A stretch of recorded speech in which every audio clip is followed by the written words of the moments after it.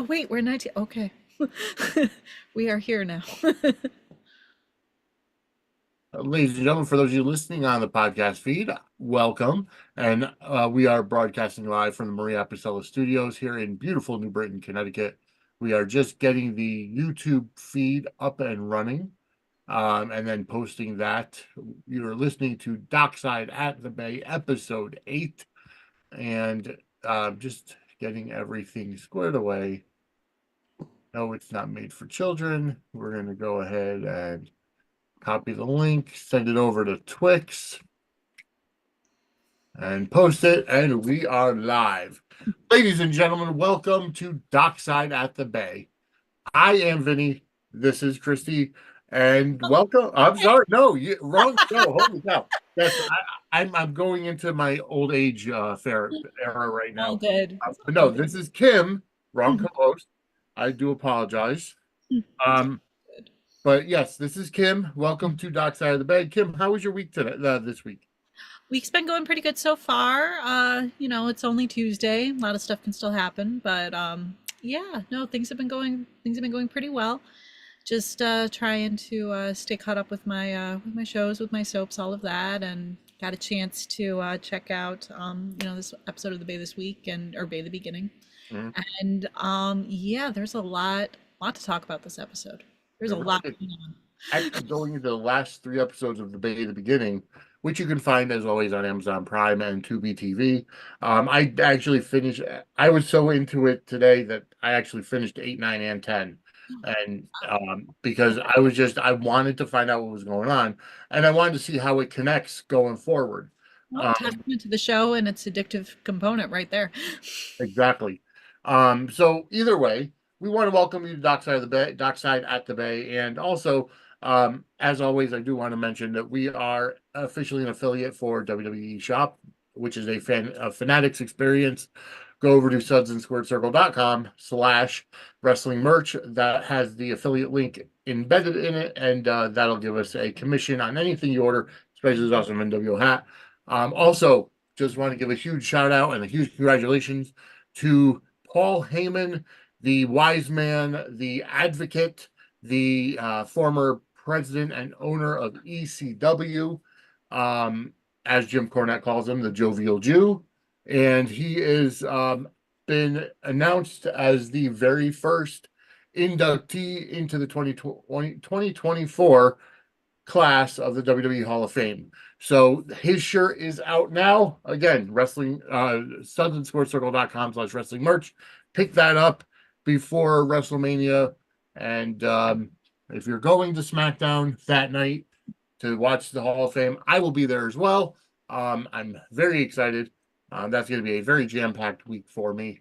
Going forward in a month's time, actually a month from now, I will be in Philadelphia for WrestleMania weekend. All right, so as we go forward, the Bay the Beginning episode number 8. So, What were your first initial thoughts rewatching it? oh goodness. I mean, there was just some very incredibly well acted scenes. Also, just we got a flashback, which Yep. it kind of took me by surprise for a second because it kind of into it right away.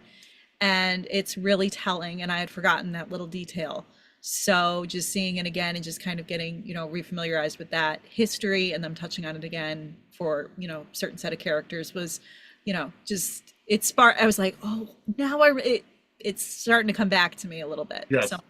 what I had seen a while back and kind of forgot about. So it was definitely, I mean, it was just the episode flowed really well.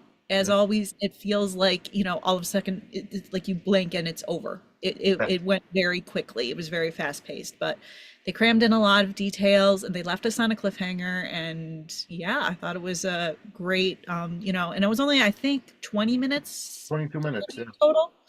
Well, yeah, So 20 minutes if you take out the recap. yeah, no, they got a lot jammed in there for episode 8. So, what Yeah. were some of your thoughts? Um, I like I said, I actually ended up watching the rest of the Bay the Beginning, the full series, the episodes 8, 9, and 10, simply because I just got into it, and I wanted to find out a couple of things as to how it ties together to the actual series. Mhm. Because going into the series, we know that we know that Sara and Steve are married, and they're obviously dysfunctional Yes. because of the situation. Lots of dysfunction going on, as kind of spelled out by their little sequence here. Just Yeah, kind of, or if that's anything relating to their origin story, then yeah, they are a very screwed up couple. yes, I agree. And then um, with the story about how Lex is close to Sara and how involved and just how much Lex cares about Oh, Sara, um, and just that whole situation there. Uh, yes. No, he is in protect Sarah mode from the jump. He is just, she's very curious as to I mean, the episode opens with her just wanting to know what's going on, her trying to exactly. get her bearings, because where we left her last, she was having trouble finding Peter. He was asking her where Peter was, where Lee was. She couldn't really give a definitive answer. She'd just been interrogated by all the reporters. And then she's trying to get information, who was on the phone, who you talking with, and he just go rest upstairs, Yes, talk to anyone until you've talked to me first. He is just he is like straight up shielding her from everything that's going on, or at least trying to. And you can right. tell how painful it is for him to have to obviously keep the secret that Lee was one of the casualties. He isn't Yeah, prepared to tell her that just yet, but he doesn't want her to find out from anybody else. It really just set the tone it for did. the relationship. It really didn't. And honestly, when I was watching, I was actually questioning it as to what Lex's motivations were. Obviously, we know that he cares and he wants to protect her from the Yeah, truth if it's not the truth, because it's still only alleged because right. the body was burned beyond recognition. Yeah, So they're only going based upon what Liana said that she saw Lee going in there right before the explosion. right. So, I could understand that, but I really feel like I mean, if I was in the same situation, it would have been to the point of, um, well, just to let you know, the cops did find a second body. It was burned beyond recognition. Right. Um, I just, there is possible information saying it could have been Lee, but we don't know yet. Yeah, but You know what I mean? he's not prepared in that moment, I think, to tell her until he at least has some sort of definitive beyond just, that situation, because he just knows it's going to break her heart. He Exactly. knows that, and he's just not in that moment prepared to do that, and it's so telling. You can just see it like on his face. He's just not ready to have that conversation, but he doesn't want anyone else to get to her with that information. And just, her being all just, I'm not a child, you can tell me. And he's like, I need to investigate first, Yes, which, he's just like, let me just make sure we're 100%, because otherwise I'm going to be destroying you for nothing, you know? exactly. So it was just a very sweet, very protective little moment there from Lex. But Sara obviously has I mean, she just wants to get the facts straight. She wants to figure some stuff out. Poor girl. I mean, she's just been all day, or at least for as long as we've seen her, she's just been getting kind of tossed around, not really sure where her family is, this crazy wedding thing, all of this. She's just been bounced around, and she just wants some answers. And Yes, blame and you herself. can understand exactly why. But either way, it's just. But that's about all the time that we actually see. Um, Sara and Lex. Yeah, no, their interaction is brief and it's just at the top, but then we get Yeah, to introduce to yes, Mortimer, Mortimer. who's a lovely gentleman, very sweet. You can tell that Sara depends on him and that the family depends on him. And we got, alluded to his existence last episode. He was the mysterious Mort who Brian was trying to get out, trying to call and be like, get me out of here. We don't pay you to, or we pay Right. you for answers. We pay you to assist us. Like, but he's just a sweet, kindly, cares for Yeah, he's the a house. butler. Yeah, just a lovely, lovely gentleman Yes, who says some lovely things to Sara. Just I loved that little exchange. I mean, this is like first introduction to the character, but you can see how he protects her. He's concerned. He cares about her, cares about Peter, calls her a good mother, says that Peter yeah, needs to find his way. He just seems like a very reliable, nice butler guy. And then, it's just a brief second, but then she goes into, it looks like the foyer, and she sees somebody looking through the window. So Right. Right as the power has gone out too, which just yes, adds to the whole, she doesn't like, of course, she's trying to get out of the dark, trying to figure things out. And as soon as she has a clue, as soon as she has a taste of what's going on outside by that newscast, lights go off, power goes out, and now she's just literally in the dark as well as, in the dark yeah, about everything else. So, but while she's trying to get into yes, she looks outside and you see Steve peering through that pane of glass just ominously, which is a lot. exactly. Would And, scare anybody. and And just the way the timing was, it was like, obviously there was the storm out there, yeah. so there was the storm that could have theoretically knocked out power. Mhm. Maybe Steve cut the power, and because he wanted to, as we see in the Kind next. of, it gives off just definitely sort of like a spooky sort of, you almost get like a little like gothic horror sort of vibe going with like, Yeah, got like, lady of the house and the butler and some man outside that potentially has cut the power, is going to break, there's just a lot of elements like that going on. But no, she sees him. Mortimer does not. He manages to right. get, Steve gets away. And then but Steve does manage to get inside of the house, and Steve Yeah, does manage to have a pretty critical scene with Brian, who's right. also in the dark. And that scene with Brian and Steve, it Oh, almost seems like a little bit of foreshadowing, hmm.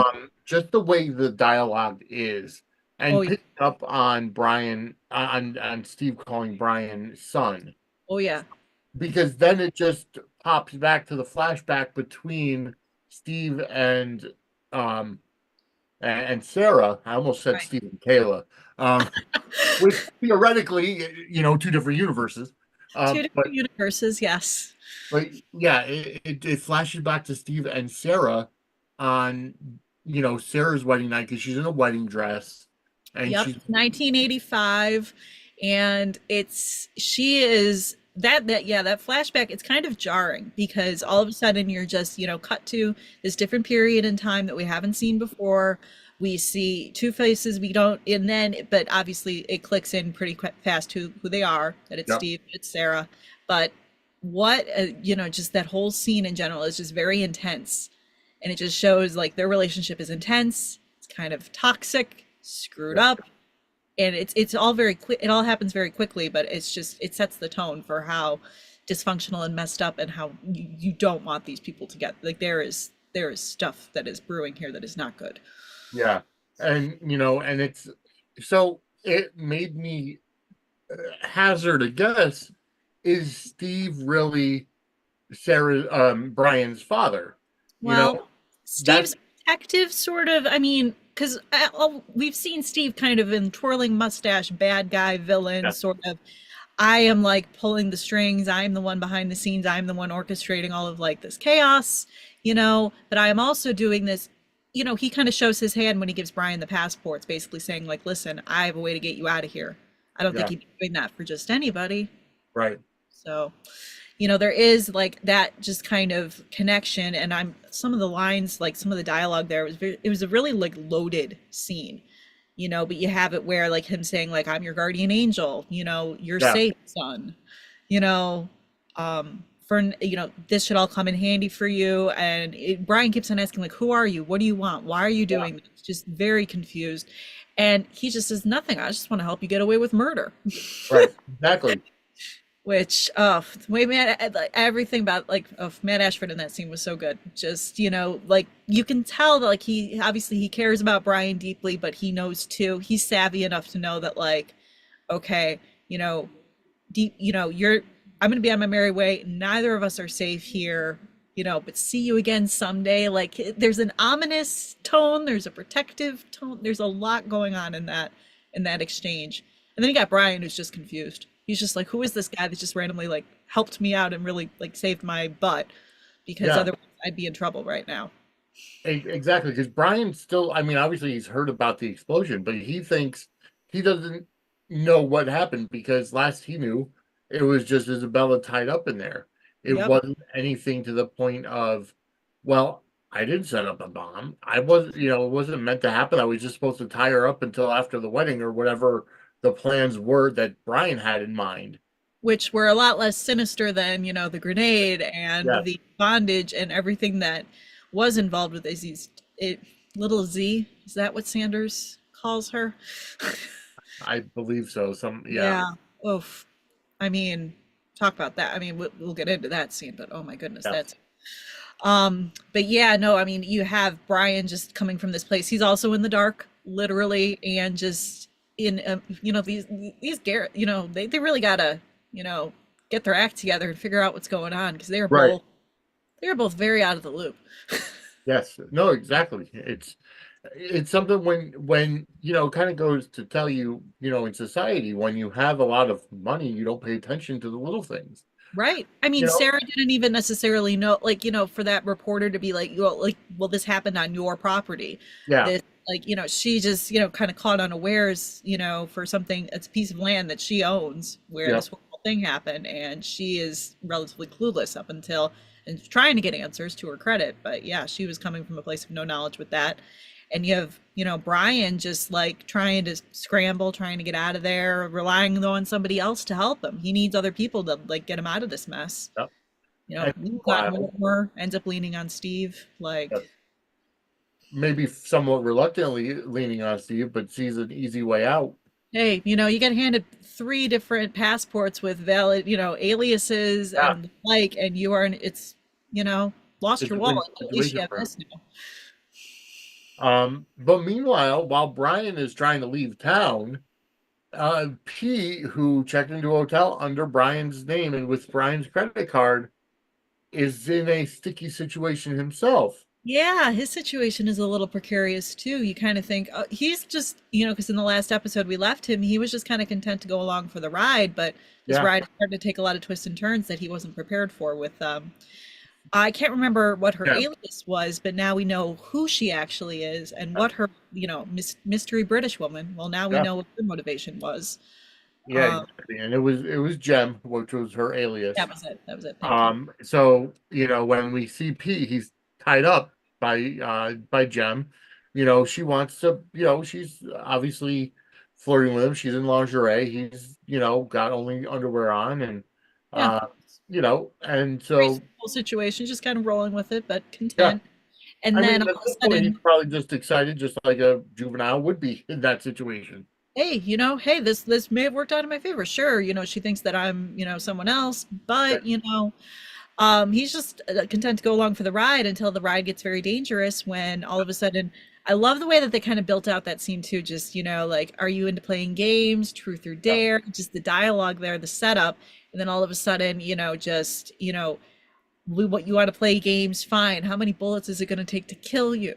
Yes, yes, that was insane. Just the way they set that up, and just to have just to have her there because obviously he's tied up. So I mean, you know that she wants him vulnerable, and Yes. then as she goes to you know uh ask the truth, and then she pulls a gun on him, and she's got him at gunpoint, and that's when he's like, "Oh shit, I Yep. have to." Such a well acted moment too. You can just see him go from like everything's kind of cool. What do you have planned for me? Kind of casual, kind of, trying to, show that he's like, and then all of a sudden he just becomes like obviously legitimately terrified because this woman And is, that's what makes him slip up because yes, he says, "What do you want my brother for? What do you have against my brother?" which ends up being what saves him from what could have been a Yeah, very, a worse, way worse night. yeah. Because as soon as we find out it is Emma, so as soon as we see as soon as Emma finds out the truth that it's not Brian, she's like, "Oh crap, you're Pete," and she's Yeah, like, she's then just she's all prim and proper, she's like, oh, I'm yeah, gonna, her whole mask slips and she yeah, is just instantly in protective mom mode. Where is my daughter? What have you done? But then when she realizes, like, why would you impersonate him? How could I be so stupid? How could you be so stupid? I love that. right, exactly. uh, So yeah, you very know, intense little and, moment there. And I and the love her line too, don't tell your mother about this. yes, exactly. And Yeah. the best part about it is she leaves without untying him. So he's in there, he's in his boxers, and he's got to Screaming get his up head and try off to get for help. help because and he's just, but he's asking like, what are you talking about? What do you want with my brother? It's like Yeah. he's more concerned about that. He's like, untie me. The untie me comes last, which I thought was just kind of funny. And then, so he's yelling out, and it's the guy for the receptionist because remember, the hotel room was right by the desk. Oh yeah, yep. He was able to hear him, yelling for help, and the guy comes in and unties him. He's like, knew I shouldn't have No, rented to he should you. have never checked you in. Yep. Yeah, He knows that he's just a kid who like sees it, realizes you are a kid, you are in over your head, and the only reason why you're not way more messed up right now is because like, you have some people that were there to help you. So exactly. Peter's little Um, adventure has come to an end. yeah, exactly. So after that, it's the next, I mean, just a quick little scene, which in my opinion, kind of, I don't know whether, I don't want to say it was inappropriate, but it kind of shows where Marley's head was. Because we see a quick scene where Marley goes to Manny's house and Yes. says, Tony found out about us and he took RJ and, he left. Mhm. And you kind of see that she's upset about it, because obviously her marriage is falling apart, whatever. And Manny opens the door and is like, well, what did you do to your hair? The fact that she dyed it blonde. Yeah. That's the first thing he says, which is just kind of, she comes to his apartment kind of looking distraught, frazzled Yeah. all over. Your hair is different. Yeah. And then when, she goes in, then they're just automatically making out. And Yeah, no, he, to his credit, tries to hug her, tries to come, and she is not about that. She is just like, nope, my marriage is over, my son is gone. I'm just gonna start making out with you, and we're just gonna forget that this is going on right now. Like, it seems as if that's kind of a coping mechanism, just yeah, try well, distract herself from the fact that like exactly. her husband just took off with their child. Yeah. So it's just, she's like, okay, well, he's gone now. All I have to do is worry about me and what I want. Yeah, at this And point, yeah. And try and figure out, what comes next after she kind of does something to make herself feel a little bit better about the situation that she's in, because she's clearly just a little vulnerable and needing just a little bit of comfort and attention. So, exactly. And for those of you that are watching, go ahead and hit the like button, subscribe, get notified. Thank you for tuning in tonight to Dockside at the Bay. This is the one and only podcast about the Bay, to the point that we've been recognized and thanked by the show's creator, Gregory Martin. So this is the only podcast that you're going to find out there about the Bay. The Bay, the beginning that we're talking about right now for right now until the next couple episodes is found on Tubi TV and Amazon Prime, and then the Bay itself you could stream seasons 1 through 6 on Peacock. Season 7, which is the current season, that's on Popstar. So definitely go check it out. I just signed up for Popstar, so I'm going to try to start watching some of the newer episodes and see where we go from there. But again, it is, we also did say that, coming up after episode 10, when the Bay, the beginning is over, on episode 11, I think what we're going to do is for Valentine's Day, the Bay put out a Valentine's Day special, kind of going over all the weddings that have happened in the Bay history. What we're going to do, and this is something that Kim's finding out for the first time, but for that 11th episode, we're going to do a show about that Valentine's special that's on Popstar on demand right now. I Uh, always, gotta love weddings. Gotta love, just that romantic, and Bay weddings are interesting too, because there's yeah. always going to be a little bit of drama mixed in with just the, Well, when you're lifting up the veil and you're expecting your fiance and you see a mustached crazy guy, there's definitely something in the water over there. So, yeah. And even the um, sweet yeah, ones, that, okay, yeah, you guys are all lovely and giving each other lovely looks now, but we know where you guys wind up. So, yes. oh yeah. No, that'll So, be that'll be great. That'll be very exciting to be able to cover that. And yeah, it was a nice little feature, for Valentine's. also, as mentioned last night on Suds News, Suds in the Squared Circle's main mothership show, this year we're doing the very first ever inaugural Soap Suds March Madness tournament. And what it's going to be is next week, next Monday night on March 11th at 10 p.m. Tune into Suds News as we're going to have the selection special. We'll still talk about General Hospital like we always do, but I'm also going to be doing the seeding for the bracketology, if you will, Right. of the March Madness. It's going to be separated into four quadrants: the Port Charles bracket, the Salem bracket, the Genoa City bracket, and the Bay City Los Angeles bracket. Hey Nathan, welcome to the chat. Each of those brackets will have 16 characters. Well, each of the three for Salem, Port Charles, and Genoa City will have three. Will have 16 characters from their specific shows in the brackets. For the Bay City, Los Angeles, Bold and the Beautiful, and the Bay will each have 8 characters going into the tournament. What's going to happen is starting the next day on March 12th, we're going to be running three-day polls for the first round. And then after that, we'll do the second round for 3 days and so on and so forth. Each of them will be a poll on Twix. So make sure to find it. They will have the hashtag Soap Suds March Madness. They're going to have the hashtag of the soaps. They're going to be, we'll probably end up tagging the actual characters if we can, or whatever the case may be. We haven't figured that. I haven't figured that out yet. But But either way, it's gonna be fun. It's gonna be a yes. fun little, fun little bracketology, fun little adventure. Exactly. And I will go ahead and release the brackets beforehand. So while we do the bracket show on the 12th and actually get the brackets done, the actual polls themselves will start on next Tuesday, March 12th. So stay tuned to Twix. The show's actual Twix account is at Suds SQ Circle Pod. And there's one other storyline that we do have to talk about. Yeah, just a little bookmark at the end, but also just a very well acted scene that I just felt we had to give kudos to. which with actually before we even get to that, I do also want to make mention that I want to ask if you survived the Facebook outage from earlier today.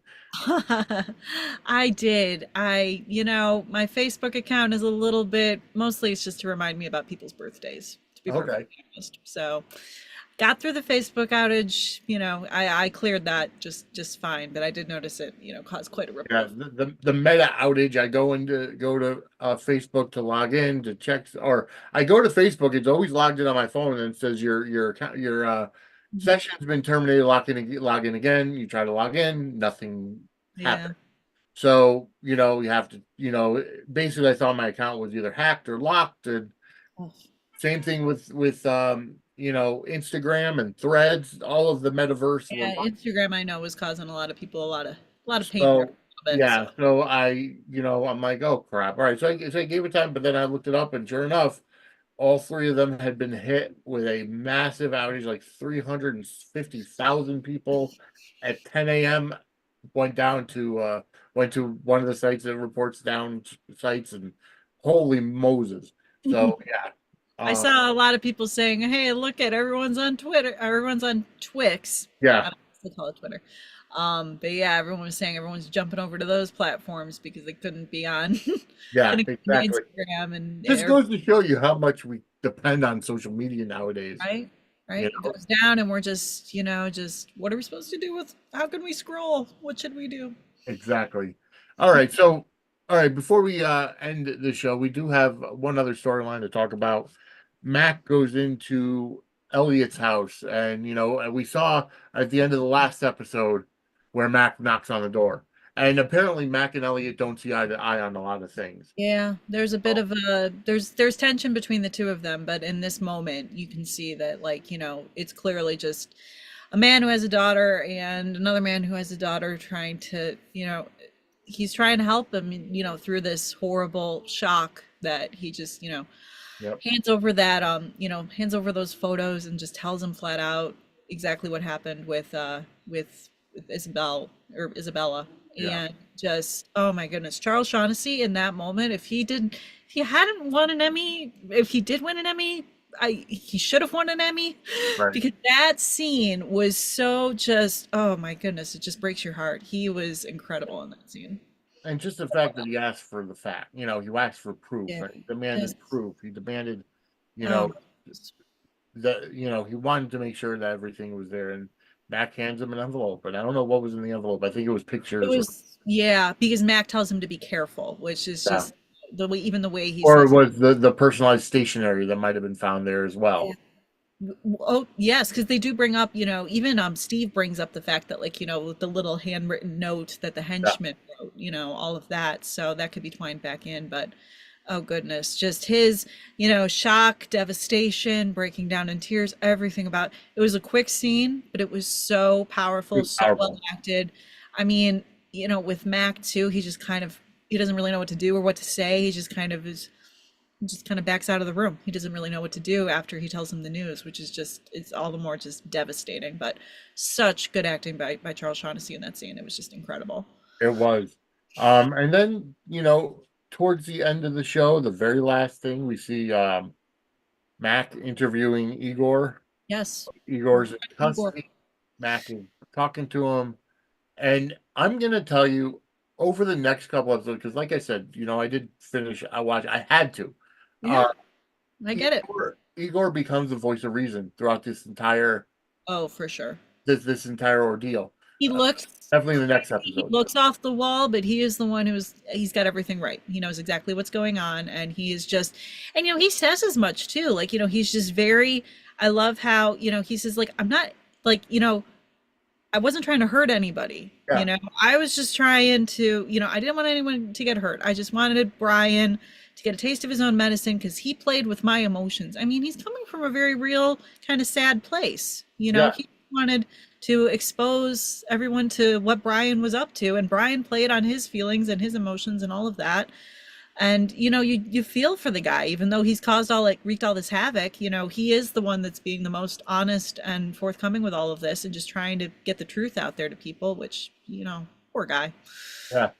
You really start to feel for him. I'm not going to give any spoilers for episode 9, but we'll talk about that next Yeah, week. don't spoil me, because I actually, like, I purposely didn't even watch, like, next on the bay. I Yeah. didn't even watch that. So So I'm just, not going to give out any spoilers, but definitely, definitely we'll talk about it next week as well. But yeah. um, you know, I just we finally see we finally see the Steve and Sarah look like they were lifelong friends, and at some point, Friends, but turning capable of turning on each other viciously, because the way that Steve is just very, oh my goodness. I mean, he shoves her out down into a yeah, field in the middle of nowhere. yeah, He's got a gun on him. I can do whatever I want, and she's like, "No, you can't. I'm getting married. Can't believe you do this to me." He calls her Blondie too, which is a nickname that stays, that sticks. yeah, So, but she's like going, I love Lee. And then we find out that she only met Lee 6 months ago, but she loves the yeah, guy, yeah, and they're getting and married. they're married. So they're, just, love at first sight, clearly for those two. Yeah, But Steve does not react well to that at all, and the scene just turns very dark and very, just ominous. But, you know, you're all mine now. He's very possessive. It's unnerving. yeah. You have Sarah looking clearly just distressed and scared, until she finally just, like, manages to He's in fend the him off, balls. fight him Yeah, off. It's just, you go, girl. yeah, exactly. And Kick then she that guy wakes where up. it hurts, and get the hell out of there. And she Yeah, does. But he even shoots the gun after, like, he's like, still yeah, firing the gun. It's just like, my goodness, man, like, get hold of yourself. exactly. Sarah escapes, and then, cut to Sarah, in Oh, present day, waking up from a nightmare. I mean, flashback slash nightmare. It yeah, all, it's all the same thing. exactly. Yeah. So she's reliving some pretty horrible stuff that she has endured in the past. So, And then, Pete's there, and asks about Brian. mhm. And she said, I'm Oh, gonna go check the guest house. instantly he doesn't. I mean, he is, are you okay? And she does Oh yeah, allude to, yeah. she Yep. just had a nightmare, but his focus is like, Where's Brian? Not in the guest house. And Sarah's just like, well, what can I do? Can I help? No, no, just, Yeah, So she's trying, and she's clearly got some stuff that we're gonna, learn more about. But they set a pretty strong tone between her, just to set the tone for her and Steve and their dynamic and how messed up their, situation is. And yeah, we're gonna see more of that shake out. So we definitely will. yep, And that'll be next week on the Bay, Dockside at the Bay, the beginning, episode 9. That's what we'll go over next week. And then for the 11th episode of our show, after the Bay, the beginning series ends, we will do the Valentine's Day special that the Bay ran this past Valentine's Day. Then we'll get to the Bay series, actually on the one that you can find on Peacock and all that. So, with and 2 episodes we're per. going to be doing 2 episodes a week, Right. as opposed to one. This way, we could catch up to the show quicker because they're on season 7, episode 10 right now. A little bit behind, but we'll get there. Exactly. So, there are, and it's not, a regular sitcom style series, so it's not going to be 26 episodes per year or per season. Right. I believe it's 16 episodes, if I'm not mistaken. That sounds about right. Yeah, So we'll knock out, one season in 8 weeks. So we'll catch up in no time flat. we And will. they'll do things, based on the week they talk about. So Absolutely. that's about it for tonight. Yeah. Kim, Well, any closing thoughts? no, I think we pretty much covered everything. So, but yeah, now I have to get caught up to where you're at. So, So yeah, absolutely. So again, remember we are an official affiliate of WWE Shop, which is a Fanatics experience. And go to shop sudsandsquarecircle.com/wrestling merch. That gives you the affiliate code, and we do get a commission off of that. So go ahead and help us out, but also get yourself some awesome WWE gear. And then next Monday night, the 11th of March, will be the bracketology special of Suds in the Squared Circle. Suds News, because we'll be going over and setting up the brackets for the first ever Suds Soap Suds March Madness tournament. And we'll very be getting that looking together. forward to it. So stay tuned to everything. Follow us on Twix at Suds SQ Circle Pod. Also go to our Buy Me a Coffee and Patreon.